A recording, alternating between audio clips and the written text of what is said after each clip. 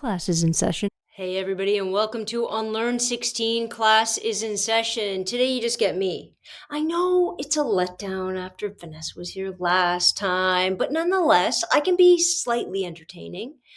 What am I going to focus on today? Well, I have to focus on what's been a very significant piece of news that has gone on between last time and this time since we spoke, which is the actor, actress, and writers strike.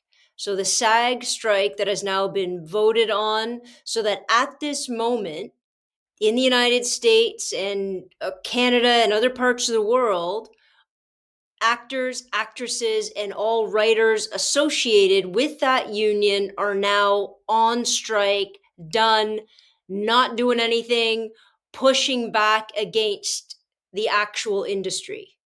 So today I'm going to talk about it. Today I'm just going to take a minute to talk about a few different elements, the elements that I understand so far, because let's be honest, I don't understand it all yet, but I'm going to correct that. Don't you worry.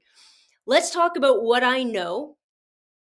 And then hopefully you guys can ask questions. You guys can add all sorts of perspectives in the comments below, because I'm going to take it to LA next week, guys. I'm going to go right to LA. I am going to, through my other social media accounts, through this podcast, I am going to go interview as many people as I possibly can to understand this strike from their perspective, because I think that's incredibly important.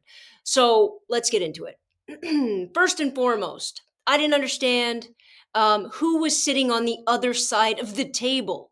So on one side, you have the actors, the Screen Actors Guild union, SAG, the actual union itself, right?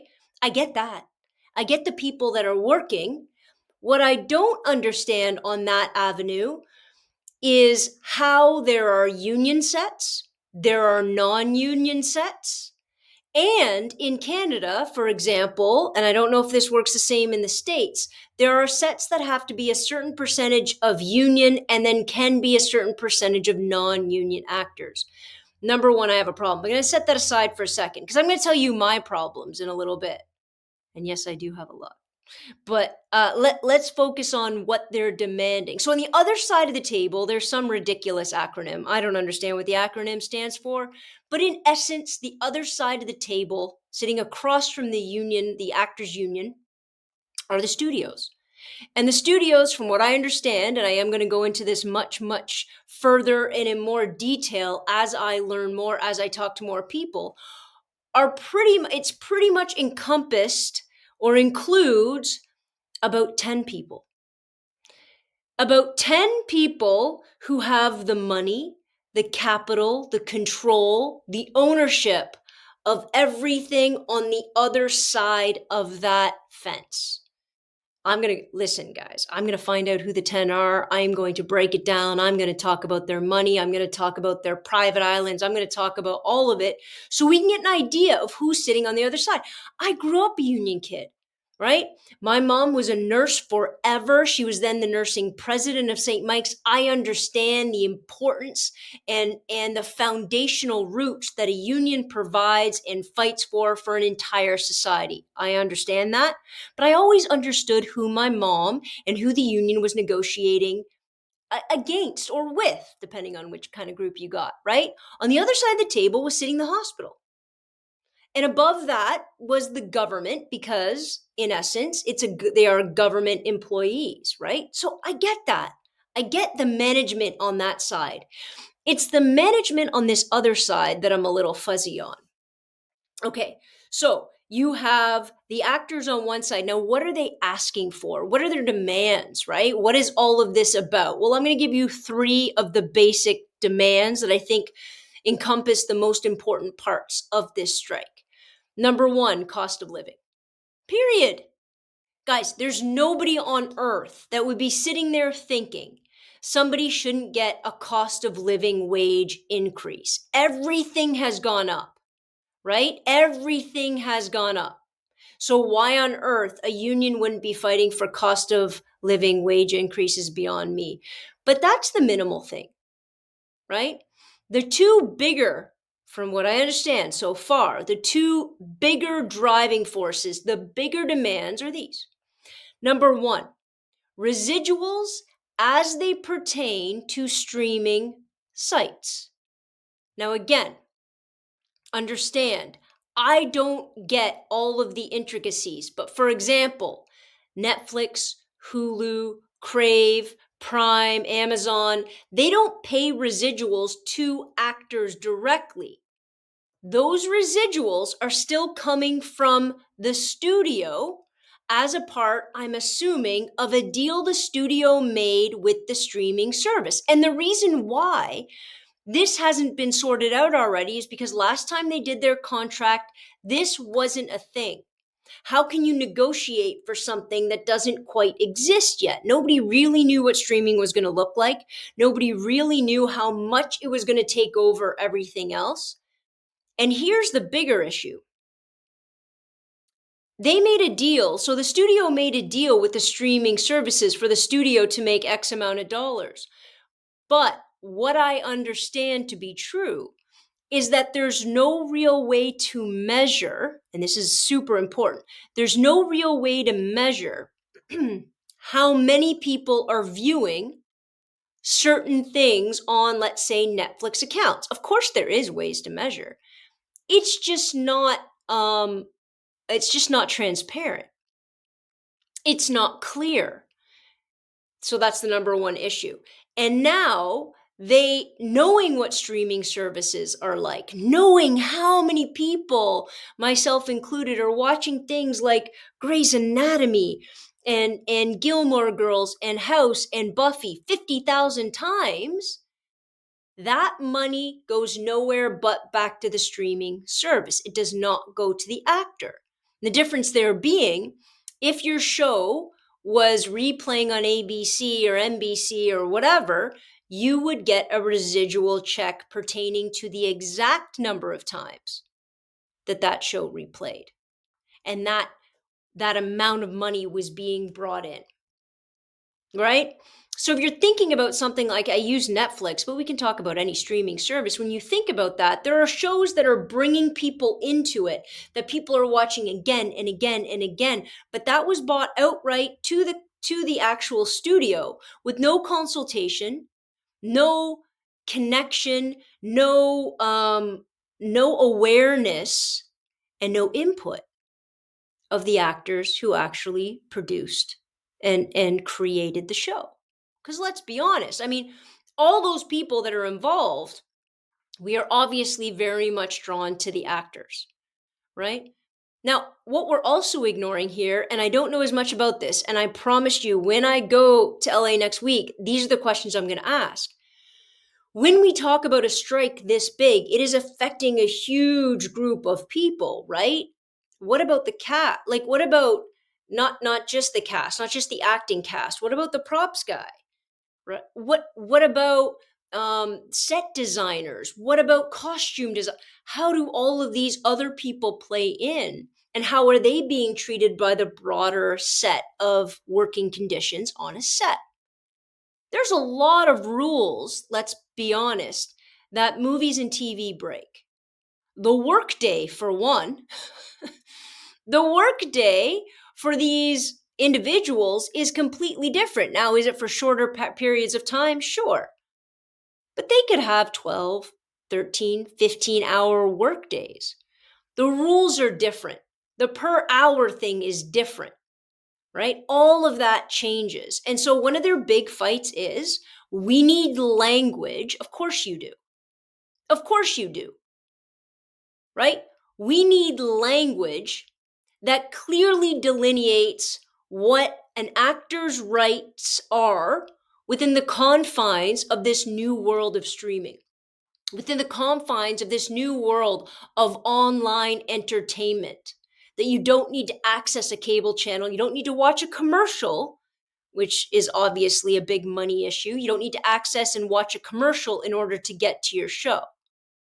All of that is brand new, relatively speaking. I don't think we quite understand. We as the consumer are sitting back going, I love it. I can watch whatever I want to watch whenever I want to watch it. First of all, I feel overwhelmed by it all the time. But we're not taking into account how incredibly damaging and disruptive and transformational that is to workers' rights and their negotiations at the table. So that's number 2. Number 3, this you're going to love this one. I know a lot of you have already heard about it anyways, but AI. And AI, it's a slippery slope. And this is where I think the lion's share of work needs to be done. But I don't really see, I see mountains of work ahead of us in order to accurately define, discuss, and understand the reach of AI, the implications of AI, and how you still keep people attached to their creative integrity and their personhood attached. So here was the offer of the studios. And they said this, by the way, with pride in their voice, which is asinine. Background actors get paid next to nothing. Quite literally, not even close to minimum wage. Okay? They get paid nothing. They're on set all day. It is necessary grunt labor that get paid horrifically. And they're all taking it on the chin because this is their creative business. This is who they are. And being on set, you would start to learn what goes on set. You become a more educated actor. You understand the way TV works, movies work, commercials work. This is it. This is the work you need to put in. And in my opinion, that's why they take next to nothing. And by the way, next to nothing, guys. So here's what the studios want to do. The studios are looking to save money, obviously. And one of the ways they're looking to save money is by, for all intents and purposes, completely and utterly eradicating the financial cost and physical need of background actors. So their offer was this. Background actor is going to come in for one day. We're going to pay you $300. For that day, we are going to take a 360 scan of you and your facial features and your mannerisms and as many points of, context that you can possibly get them in. And then, heaven help us, the studio then owns that image, you. The studio owns you in perpetuity. That's a very fancy word that means forever. The studio owns you forever. So, and the language isn't clear. The language isn't clear if it's just a bank that the studio, so that one studio, so let's say MGM called in a bunch of people, they paid them out, and then MGM, if they paid me $300, owns me and my likeness and can use it forever.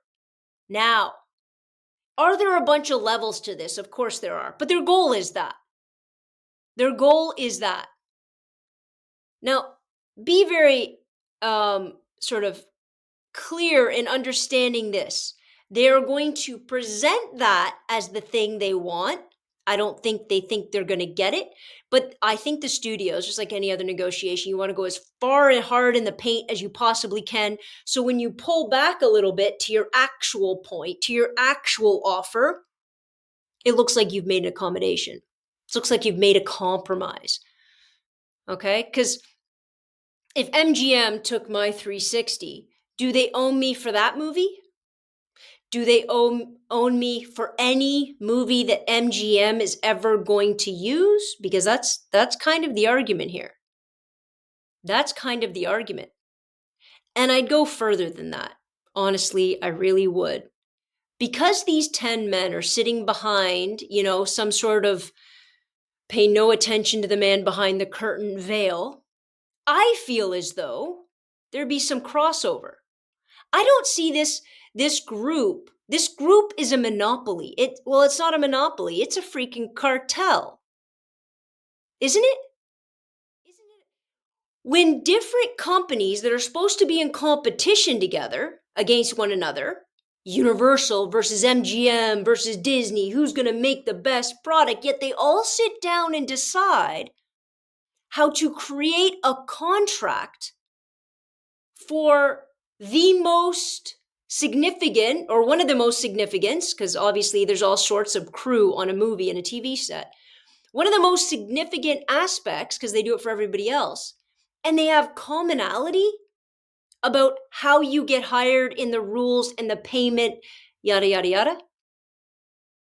Because I have this horrible feeling that you have Sony over there, Bob over there, Iger, right? You have Universal over there, Warner behind me, and they're all going to say this.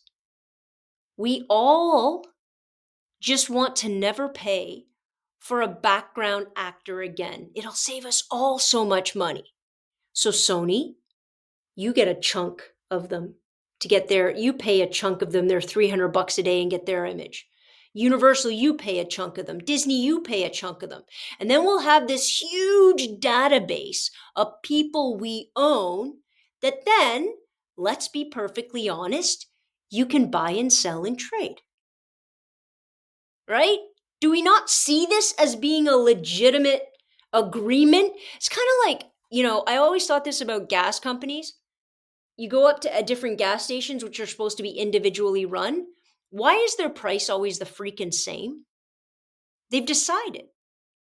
They're a cartel. They're a informal monopoly that pretend as though they're in competition with different interests. However, they're all benefiting over the set bar that they have created and stood behind. That's how I see the other side of this table, right? And if you want to distribute a movie, you can go. A lot of people are like, well, go make an independent movie. Listen, I can get a camera and go make a movie right now. Where am I going to play it? How am I going to get money from it, assuming I want to make a living at it? Because everything, YouTube included, is owned by these 10 guys. That's where all the money is. That's where all the access points are. Now, do I think we're on a precipice of something different? Yes, I think we are. I think, and that's what this strike really is about. And I hope that the actors really understand and the writers really understand what they're pushing here, because it's not just pushing for them. We are on a precipice of something completely different because of social media, because of the way the internet works. Because what's going to happen is those 10 people are going to have to decide they will shut down the internet if they don't get what they want, if they don't get that control, if they don't manage to negotiate what they want to negotiate, right? Because at the end of the day, guys, a lot of people control that access, but for how long? Why do you think so many people are so afraid of different internet sites, of different sources of access to information, to creativity, to all of those things? What happens then? I think they're terrified. Absolutely terrified. And obviously, their bravado and their disgusting level of entitlement is spilling out all over the internet. And everybody has probably already seen Ron Perlman's response on TikTok or social media, where he says there is one executive, and I'm pretty sure I know who it is, but we're going to talk about that a little later. There is one executive out of those 10 who had the audacity to say out loud, not if it would be heard, but so it was heard. He said it so it would be heard. Something to the effect of, we will drag this out until these people start losing their homes and we can crush them.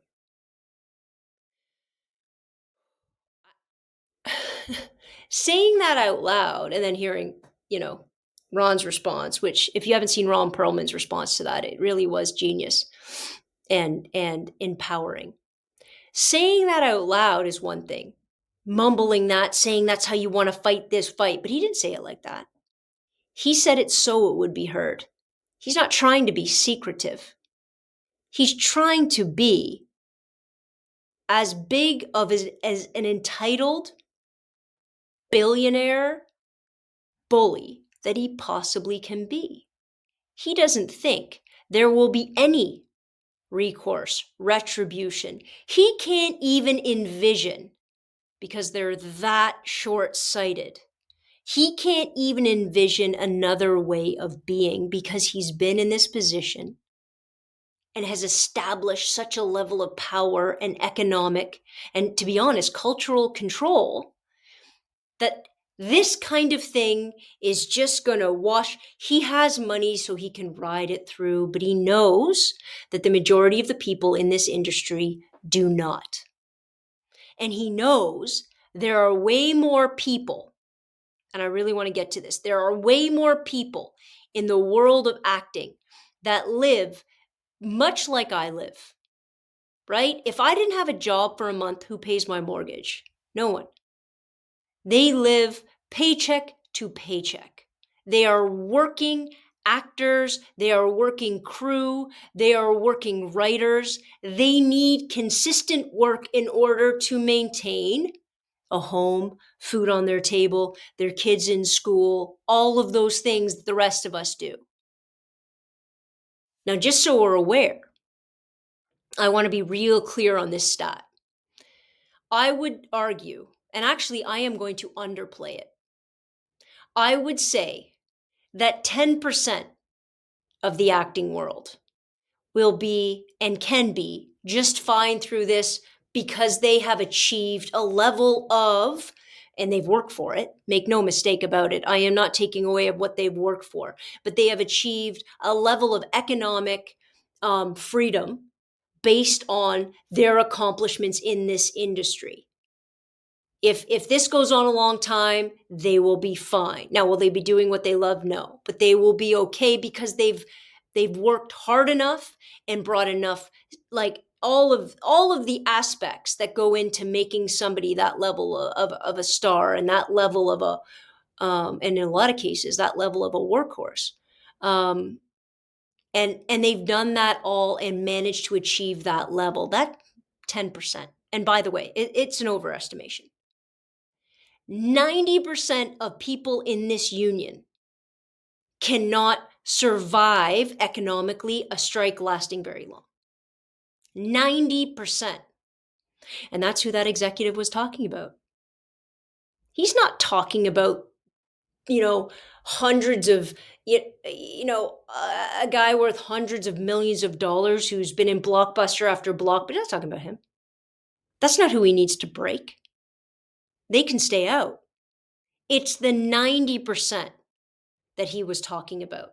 The 90% of men and women who their whole lives are dedicated to working incredibly hard, very long hours, some creative energy, some physical energy, all of the gambit, like the entire span of labor.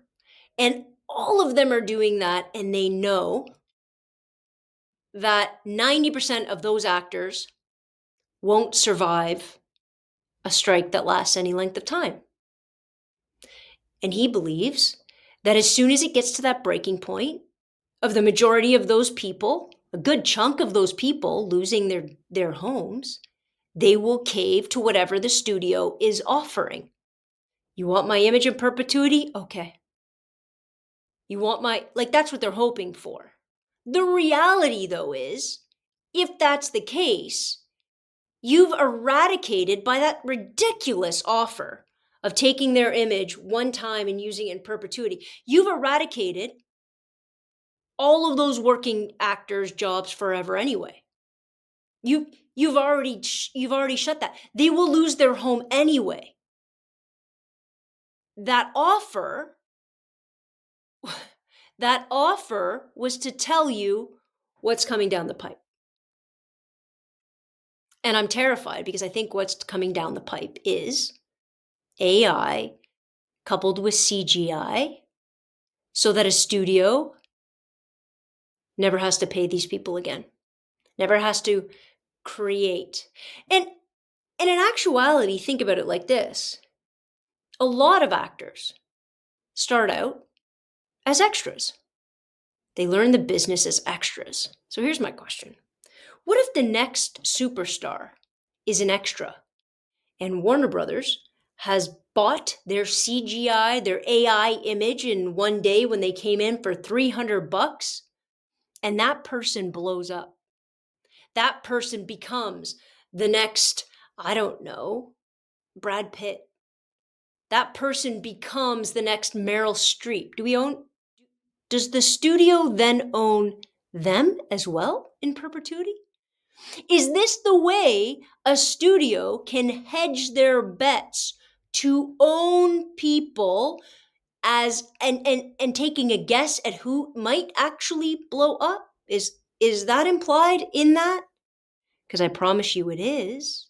Because this might be a throwback to 60 years ago when they went on strike in the first, not in the first place, but a major strike talking about how studios used to own people.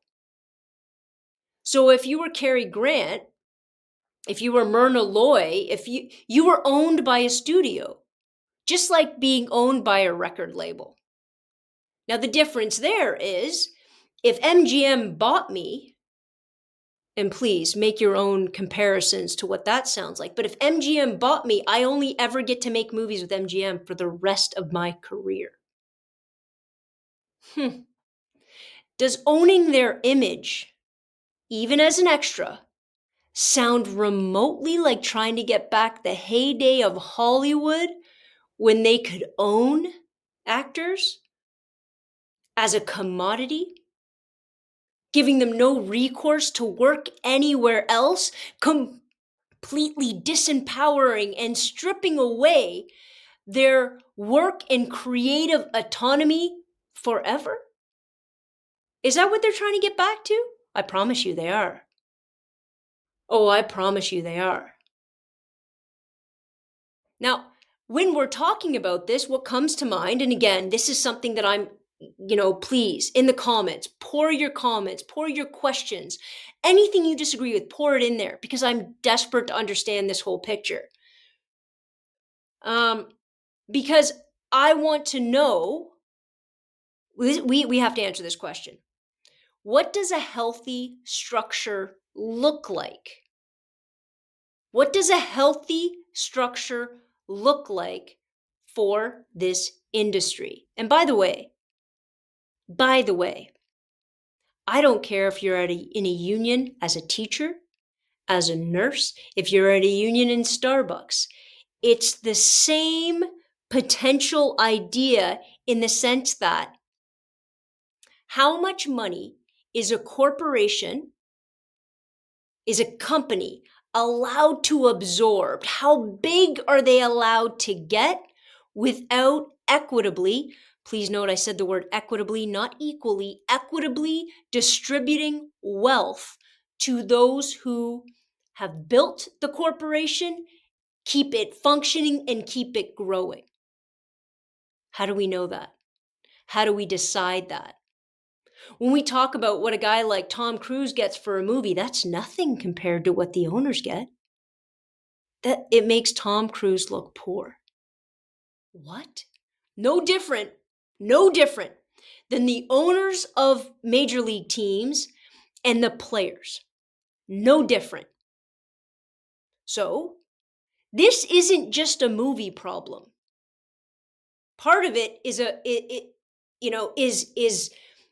being elevated to just a movie problem because the owners want to frame it as such. The owners want to frame it as poor Hollywood actors. They get so much and now they just want more. Let me refer you to 90% of actors are working paycheck to paycheck to paycheck.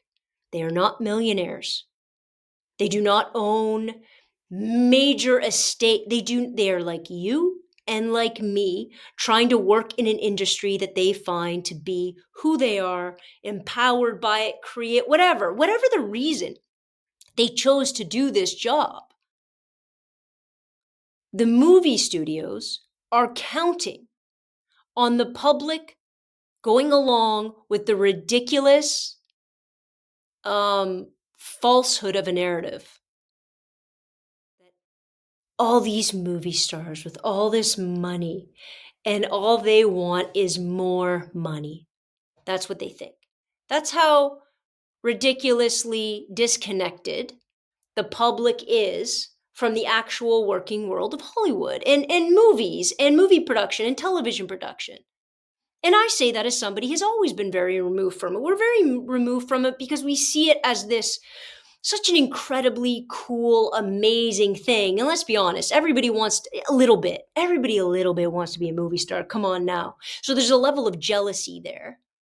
And there's a level of expectation of what their lives must be like. And that expectation is very similar to rock stars, but we started seeing that being dispelled, right?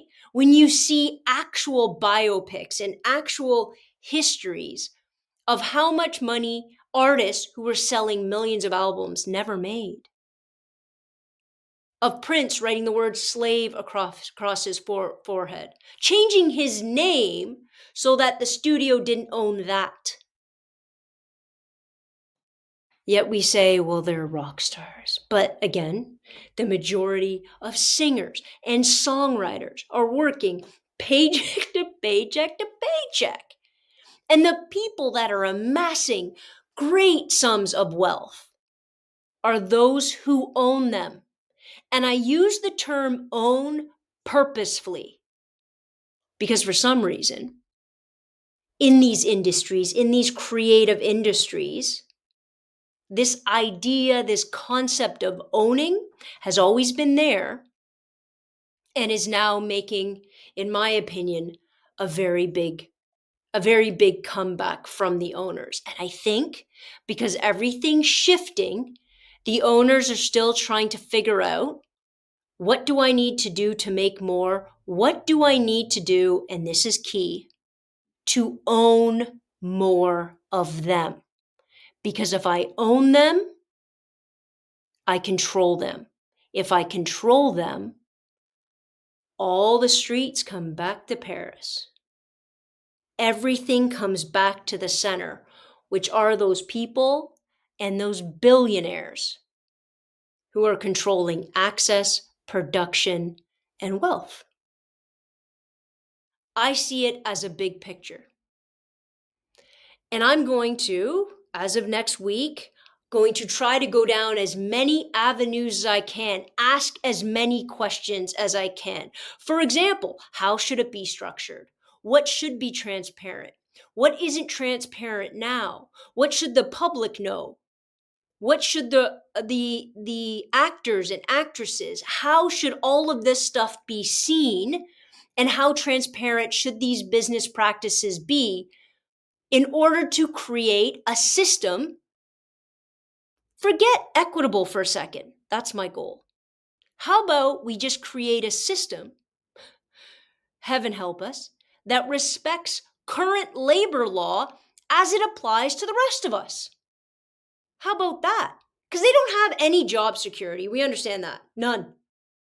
Just because you're in a union doesn't give you any job security. They're in a profession with zero.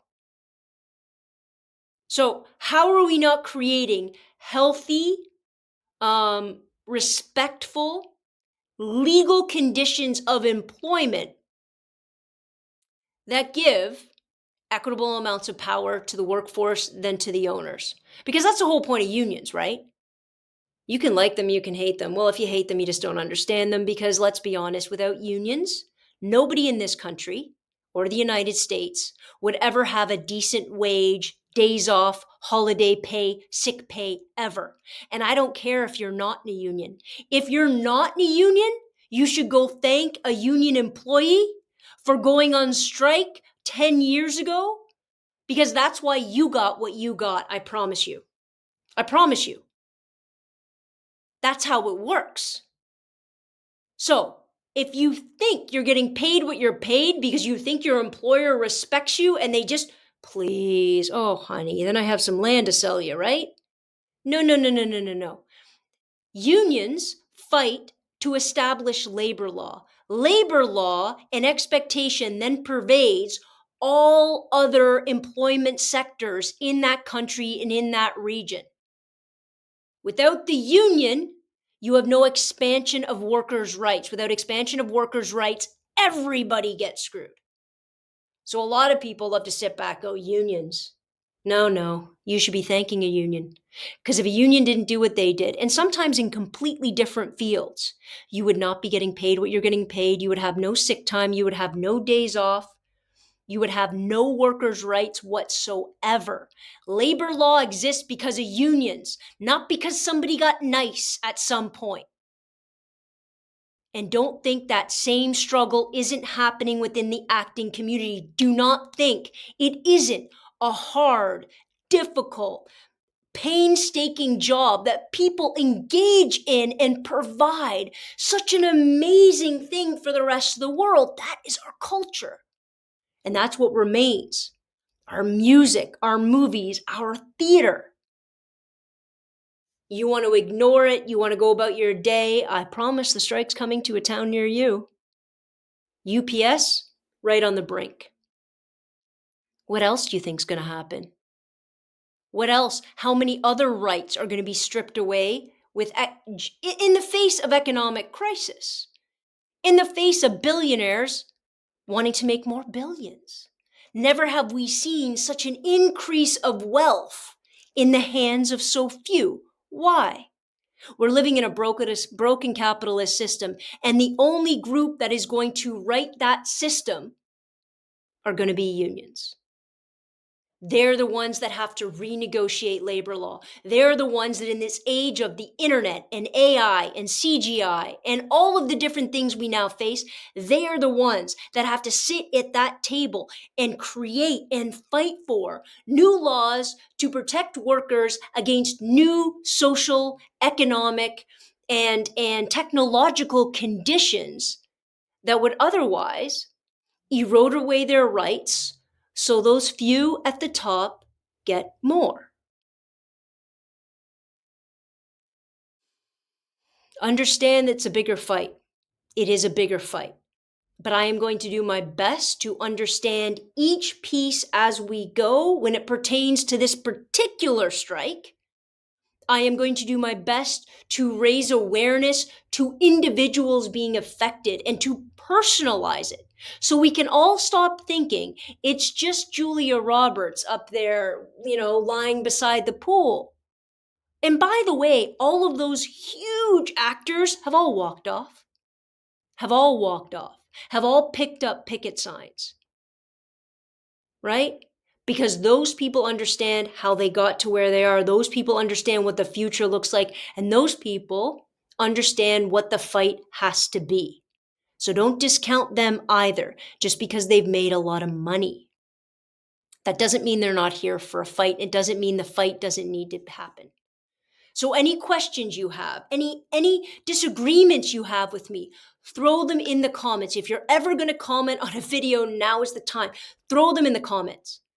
I will do TikTok after podcast, diving into each specific thing so that we can gain an understanding of this.